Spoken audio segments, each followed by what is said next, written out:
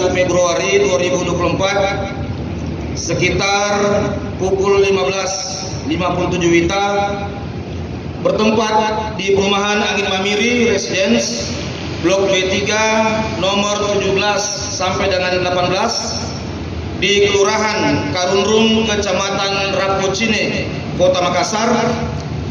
Tim tabur intelijen Kejati Sulsel berkolaborasi dengan tim tabur Kejaksaan Republik Indonesia dan tim intelijen dari Kejari Makassar telah berhasil mengamankan buronan asal Kejaksaan Negeri Makassar, Provinsi Sulawesi Selatan.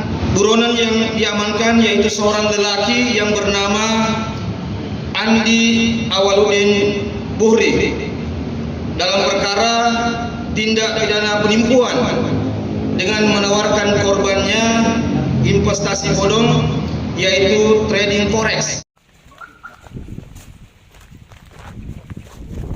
Teman-temanku yang tadi ya, nanti ngobrol dulu.